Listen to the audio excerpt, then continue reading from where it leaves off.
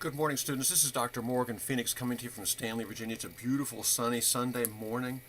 It's before church. I'm going to make this recording early today because I have a dedication of a facility at the school, the public schools here in Page County for this afternoon. So here we go. And we're going to be disturbed from time to time. My daughter has a new iPhone 7, and she has a watch that matches it and an app, so she can do her texting now by just speaking into her watch. So unfortunately, she's uncontrollable at this moment. So please disregard the dinging in the background. Okay, for week 4, this is a very, very important week. We have a 100-point assignment. It's new. This is the last new thing on the landscape for you all. The case studies, and you'll have a case study this week, in week 4, and in week 7. You'll have a choice of 3 in week 7, but for week 4, everybody's doing the same case study of Serge Romanich, and I think you should enjoy this and take it as a real-life scenario that you, as a site administrator or a specialist in your field, and perhaps in special education, perhaps well, everybody's working against me. There's the bird. Okay, the 9 o'clock bird. Alrighty.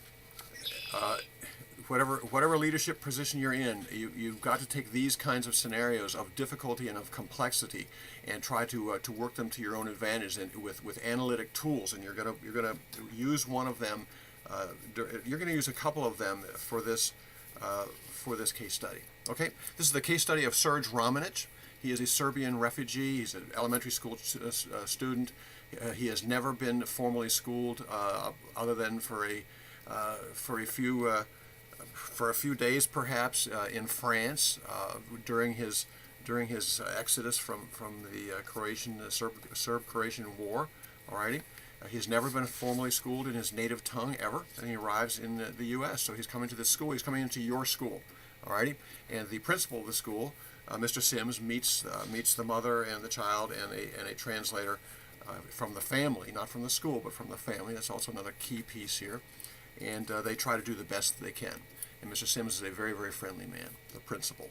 So you have to judge if you were in his shoes, would you have done perhaps more than what he has done, and the way it turns out, or is everything okay? So that's it. And you have a document. You find this in the reading and study materials. Okay, it's a 3-page or 2-page document only. And the 3rd page has some questions on it, and you're going to cast your thesis statement. Listen carefully now. You're going to cast your thesis statement from the first question there. Do you think Serge's skills were assessed adequately? Do you think he was correctly identified as learning disabled? Why or why not? That's what this is all about. And then again, and then of course, what would you do to either enhance the good things that were done there, or to rectify things that were not done properly, or that were not done at all? Okay, but there's a thesis statement here, and use the first person. I believe that Serge's skills were assessed adequately, and his placement in learning disabled was fortunate and appropriate, or not. It's one or the other. And students are not evenly divided on this, but in every class, I would say it's probably 1/3 to 2/3 for or against whether things were done properly. And I won't even tell you which way it goes. It's really interesting because it's the way we are. And I also will share with you this week a situation that occurred with me and my Danish-speaking stepdaughter, 9-year-old, back in 1978, in which she was placed in a school system, and I was working in an education department at Muhlenberg College, and I perhaps should have known a little bit better what to do there. Okay, so this assignment is in 3 parts. It is a 4-page maximum 4 pages in all total. It is not an essay at all. It is a 1-page summary for 20 points of the actual case, so you'll basically be just rewording what it is you read here. It's really, really simple. You're not adding anything to it. No outside research. No outside research. Okay, and if I'm going to give you a question for extra points on this video, on having viewed this video, I will ask you, is reference, are you supposed to refer to outside research? Is research in order for the case study in this case? No outside research. Okay, so a 1-page, maximum 1-page, 1.5 pages maybe, summary of the actual case. No research, none.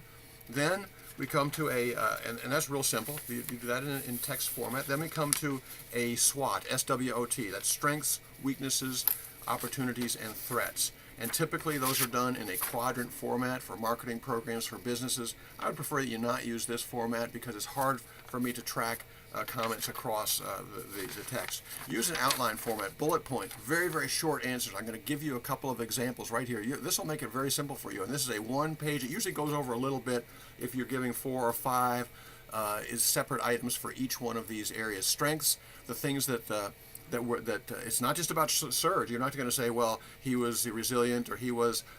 No, it's the strengths of the situation and of the handling of Serge Romanich that we're talking about here. Okay, strengths. I'm going to give you one right now. One of the staff members in Mr. Sims's school is Mrs. Evans, a very resourceful teacher who works in the resource program within the special education program. And she is very, very much interested in the many Serbian students in the school, okay. And she's looking into their history, into the history of the war, particularly, and of their and the richness of their culture and all that. So she is a strength. Mrs. Evans's sensitivity to the Serbian culture. Boom, that would be enough for a strength. Just a quick bullet point. And then weaknesses, things that the school did or did not do properly, or things that are not going well, or things that they just didn't handle quite to the extent that they should have. Opportunities, things that they didn't tap. There were things that they could have done. Potentialities. This is potentialities. This is falling short. This is potentiality. And then threats. Threats are things that if we don't approach them and deal with them, they're going to really hurt us. Okay. And let me see. I'll give you one of the threats here. It's something that people typically will identify. One of the threats is that when we deal with special education placement, that Serge's mom could perhaps, if she doesn't agree with the school, she could perhaps go to some litigation against the school for special education placement, because Serge is placed in a learning disabled classroom. Alrighty, so that's the second part. About a page and a half maybe maximum, and then a one-page case recommendations. This is what we are called to do. We are called to analyze the situation and then, as a site administrator, come up with exactly what it is we think we should try out and what we should do now. We got to move right ahead, or we have to plan for, or we have to do all kinds of things. Okay? As a site administrator, I would make this a bullet point list also. Very, very brief statements. This is not an essay. No research, no citation. You don't even have to go to scripture here, even though scripture is always applicable. But as a site administrator, I would, and then use some action words. I would set up this, and I would allow for, I would encourage, I would plan for, I would build, I would whatever it is. Okay, so one page. Is that really, really clear? A maximum 4-page assignment, could be as few as 3. A brief summary. Okay, then a SWOT in outline format, bullet point only, but very brief answers, and then the case recommendations, what you would do, because that's what we're called to be. We're called to be the person, the expert in the room that knows how to approach situations. And the things that we don't know about, what do? We find an expert, okay? And you folks, that's what you are doing right now. You are preparing yourself to become experts in these fields, okay? Whatever it might happen to be. And right now, we are all called to be experts in terms of mediating difficulties and tensions and misunderstandings, right? So that's it for today. Nothing other than that. And I will add one thing. In week 7, you have a case study. She won't quit. You'll have another case study for another 100 points, but you'll be choosing one of 3 cases. If you want to do very, very well on the case study number 2, which is week 7, where will you go for your information? You will go to my comments on your case study number 1. That's the best resource there. Alrighty, and a reminder also. I just lost my track. Oh yes, my reminder is, where do you go for your best recommendations? Where do you go for recommendations? If you're making case study recommendations for Serge Romanich, where do you go? You go to the SWOT. You go to your SWOT, because the SWOTs indicate the strengths of the case and how they dealt with things, the things they did right, the strengths. So what would you want to do with the strengths? You want to enhance them. You might want to put Mrs. Evans in charge of a program for professional development, right? Weaknesses. If you have weaknesses in your program that you can identify, you certainly would fix them up, right? You would shore them up. And if there are opportunities, things that you hadn't tapped, of course, that's where you go right to your opportunities to find your case recommendations. And threats, you better have a recommendation about things that might be a threat. And we'll take it from there.